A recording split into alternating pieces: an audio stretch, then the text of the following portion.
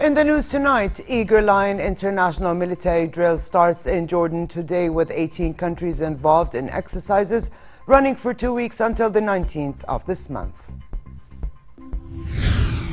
Saudi Arabia announces the establishment of a center to coordinate humanitarian aid into Yemen as the fighting continues with the Houthi rebels hitting the Saudi border town of Najran. And besides the human casualties and property damage in the billions, the Nepal quake causes the devastation of world-renowned monuments, many of them UNESCO World Heritage Sites.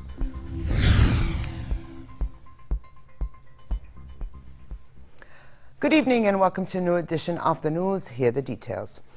Eager Lion international military drill started in Jordan today with 18 countries involved: Kuwait, Bahrain, Qatar, Saudi Arabia, Egypt, UAE, Lebanon, Iraq, UK, France, Italy, Pakistan, USA, Canada, Belgium, Poland, Australia and Jordan. Over 10,000 people, including representatives from NATO, will be participating in the exercise held for the 5th year. The drill will run for 2 weeks until the 19th. Jordanian and US commanders briefed journalists about the objectives of the drill at a news conference. اهتماما متزايدا هذا العام في تمرين الأسد المتأهل. There is an increased interest this year in the Eager Lion exercise because of what it represents as a meeting ground for all the military commanders at the strategic, operational and tactical levels. The exercise is important because of what the region and the world are experiencing in terms of the rise of the extremist groups that are alien to human values and are committing horrible crimes against worshippers of all religions. That mandates having joint cooperation and the exchange of expertise in order to fight all aspects and types of terrorism. Eager Lion is now in its 5th year and has become an important engagement between U.S., Jordan, and international military partners to facilitate responses to conventional and unconventional threats. Mission sets include border security, interministerial command and control, cyber defense, and battle space management. Eager Lion will exercise a wide variety of air, land, and sea assets, integrating full spectrum operations into a combined arms exercise. There's one more piece to this that's new. We'll have a B-52 that takes off from the United States and flies all the way out to the ranges out here and does a drop of conventional weapons and then flies all the way back to the United States. Also here at home, Interior Minister Hussein Al-Majali received the European Commissioner for Migration, Home Affairs and Citizenship, Dimitris Avramopoulos, and his accompanying delegation. The meeting dealt with a host of issues related to Jordan's security, including illegal immigration, infiltration and human trafficking, as well as increased cooperation between Jordan and the EU in light of regional developments. Majali and Avramopoulos spoke to JTV's Munjad Dabbas on the nature of cooperation, including a program aimed at facilitating visa issuance to EU member states. The minister said a new department will be established with support from the EU to handle all issues related to legal as well as illegal immigration. He also voiced hope the EU would increase its assistance to Jordan as it deals with economic and security matters resulting from an influx of Syrian refugees. Avramopoulos, for his part, said the message from EU member states is that Jordan is not alone in the forefront of crisis confronting the region. The European Union testifies and the Commissioner General acknowledged this. Jordan is a state of law, security and stability. There is a broad cooperation between the Kingdom and the EU in the area of immigration and movement from the Middle East to the European Union, as well as other security issues. There are programs that will bring positive outcomes in the near future with relations to issuing visas to the countries. This is restricted to any other country and indicates the special status that Jordan enjoys. The purpose of my visit here in Jordan is to extend a message on behalf of the European Union that Jordan is not alone during these difficult times. We want to deepen, enlarge our cooperation in all fields: especially in the ones that brought us closer to each other, in migration and security. We want to see the partnership mobility agreement we have signed to be implemented as swiftly as possible. But beyond that, we know that we are crossing difficult times. The area is surrounded by many dangerous situations. So our decision is to work closer in order to address this situation in a more efficient way. A number of water supply projects and pumping systems in northeastern Badia were officially opened today as part of enhanced partnership between the public sector and international donors, namely the Committee of the Red Cross, the ICRC. The Water Ministry and Yarmouk Water Company, in cooperation with ICRC, implemented the systems at a cost of 5 million Swiss francs, covering each of the Ruwaishid, Sabha and Faisaliya areas. The aim is to strengthen the resilience of communities hosting Syrian refugees as they face numerous challenges from the flow of refugees, foremost of which the water shortage. His Royal Highness Prince Al Hassan inaugurated the systems, where he said that offering hospitality to those who flee the woes of wars and seek a safe haven is not new to Jordan. Referring to subsequent waves of refugees into the kingdom, he noted that the next phase of Jordan's response plan lies in improving the quality and quantity of drinking water and rebuilding the supply lines for water distribution. Yemen's president has called a meeting of political forces on the 17th of this month to discuss war in the country that will include former associates of a powerful ally of the Houthis. The press secretary at President Abd Rabbu Mansour Hadi's office said neither the Houthis nor their ally, former President Ali Abdullah Saleh, were expected to attend the gathering to be held in Saudi Arabia. But individuals who recently broke with Saleh, who has the loyalty of large sections of the factionalized military, would be there, he said. The talks, bringing together southern separatists and northern political parties, are aimed at forging common ground among opponents of the Houthis that would be used in any future dialogue with the rebel group. Hadi and his government in exile in Riyadh say they will talk to the Houthis and Saleh if the Houthis quits cities it had seized since last September, particularly the port of Aden, and lay down their arms. For their part, the Houthis say they will talk only if the airstrikes stop completely. Meanwhile, Saudi-led planes launched 4 raids on Houthi and former President Ali Abdullah Saleh forces in Ma'rib province, and Saudi artillery shelled Houthi targets along the northern border of Yemen following an attack on Saudi territory. Later in the day, Houthi fighters fired mortar and rockets at the Saudi border town of Najran for the first time since the coalition began its military campaign. The coalition's spokesman, Brigadier General Ahmed Asiri, said the projectiles struck a girls' school and a hospital in the town, only 3 kilometers from Yemen's border. There were no reports of casualties, but the strike prompted authorities to close down all schools in the area. Overnight, residents said Saudi-led planes struck 4 hotels used by Houthi snipers in the Dar Saad district north of Aden, causing some casualties.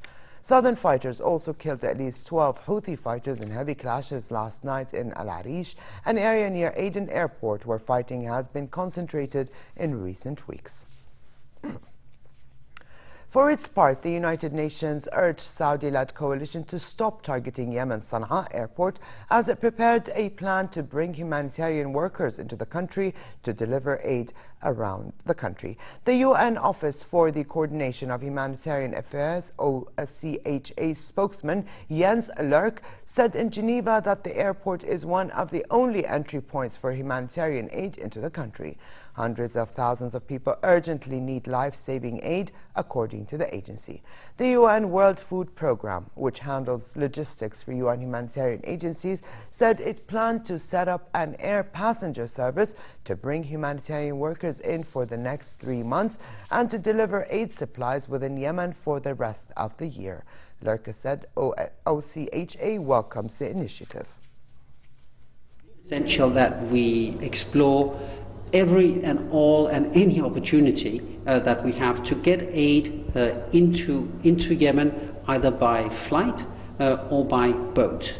One of the major issues that we have is that not only emergency relief, which we are trying to get in, but also the commercial imports, basically of food and fuel, is not coming into the country.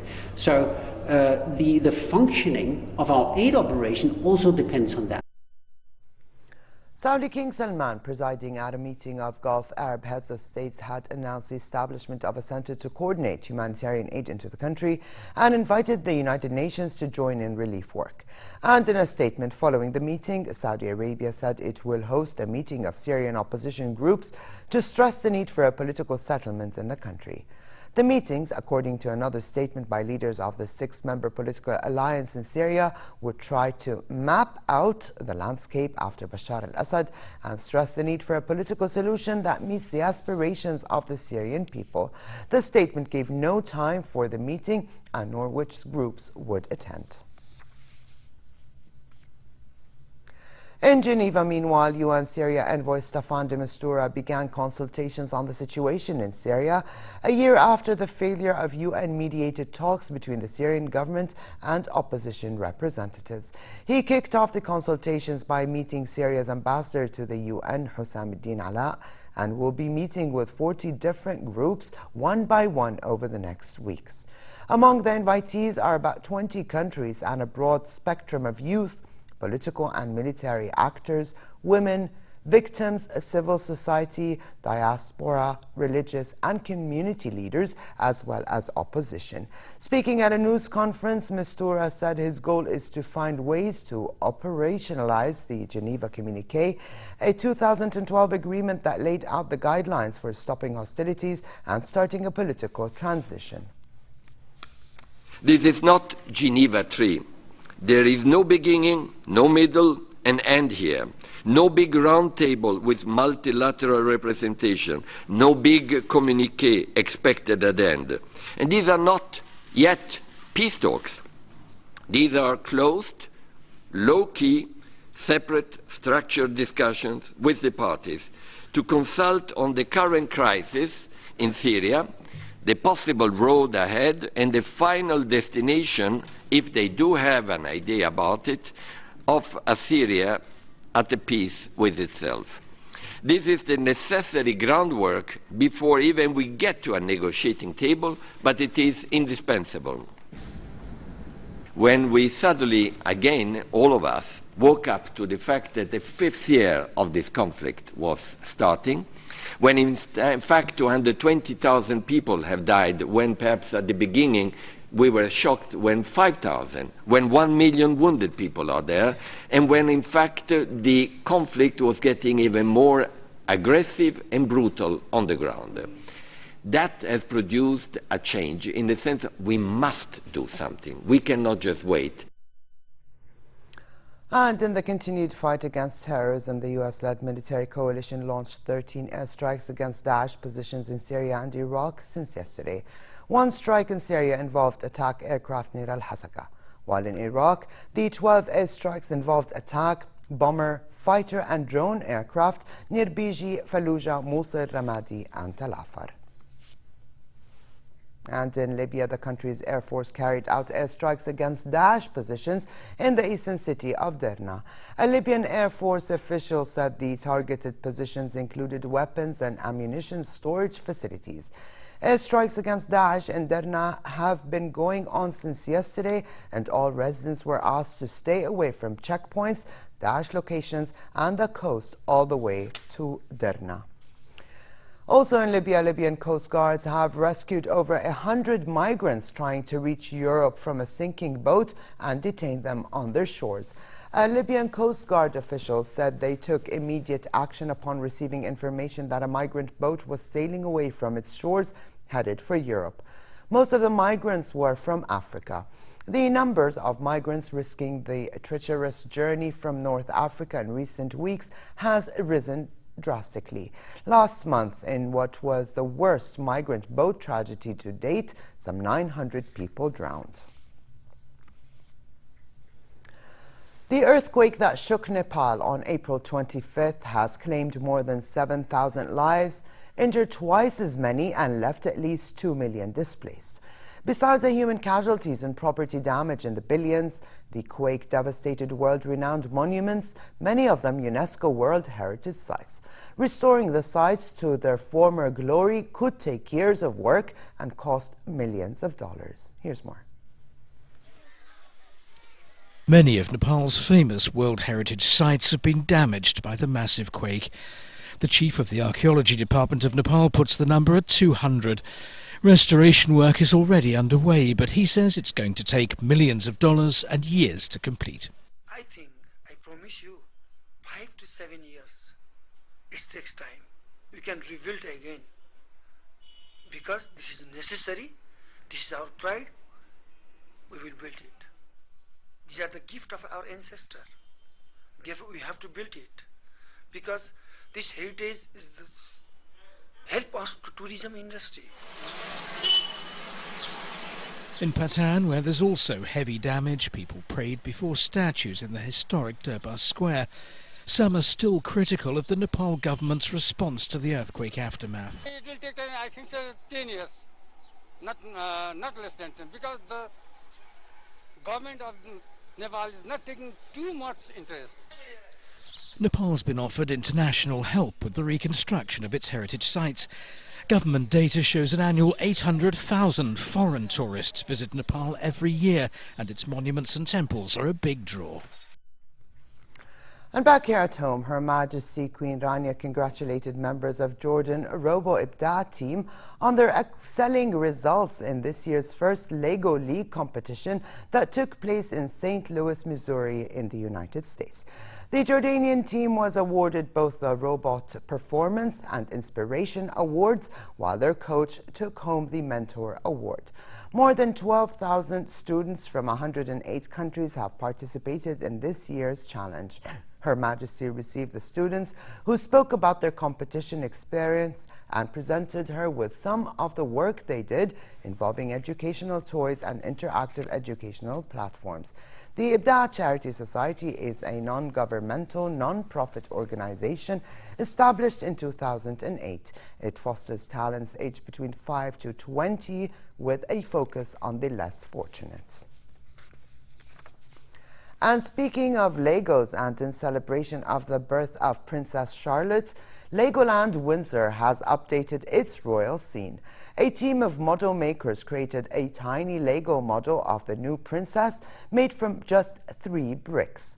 The Lego princess can be seen in a 7-centimeter tall double buggy alongside a Lego version of her big brother George and their parents outside the 35,000 brick Buckingham Palace. It took the team 24 hours to build the new scene.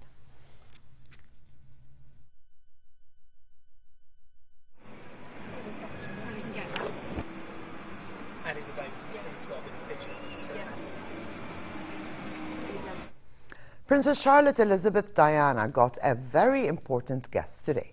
Britain's Queen Elizabeth met her new great-granddaughter for the first time at Kensington Palace, spending a good half an hour with her.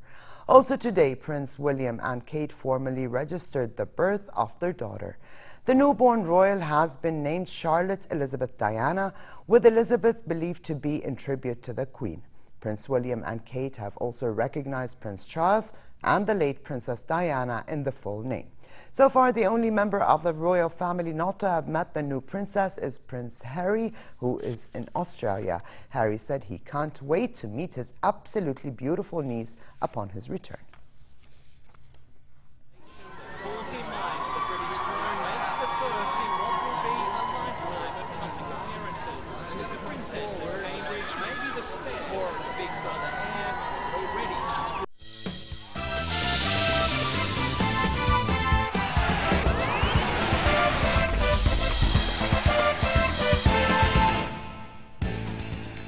Underway right now is the first leg of the Champions League semi-final between Juventus and Real Madrid, held in Turin, Italy. Juve, who were crowned Serie A champions, have been quite impressive in the Champions League, but the question is whether they will be good enough to stand a Real Madrid attack led by Cristiano Ronaldo. It has been 12 years since Juventus last played in the semi-finals, when they also faced Real and won 4-3 on aggregate. We are now in the first half and it's a 1-1 draw. Morata scored for Juventus and Cristiano Ronaldo scored for Real Madrid.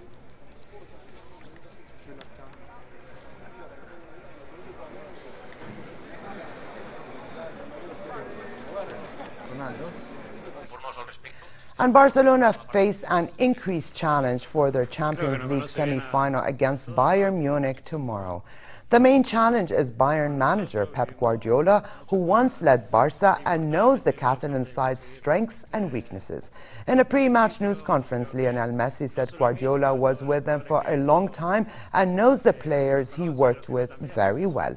Four-time winners Barca are seeking their 8th final appearance. The first leg is being played in Nou Camp, where Guardiola celebrated 6 titles as Barca coach.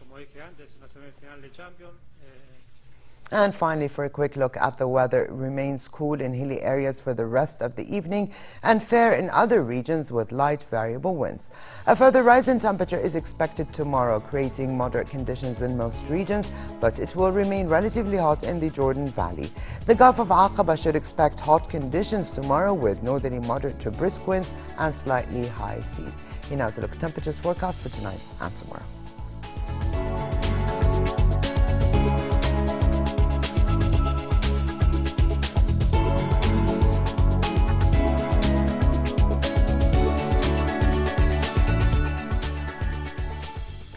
And to close, here's a reminder of the day's top stories.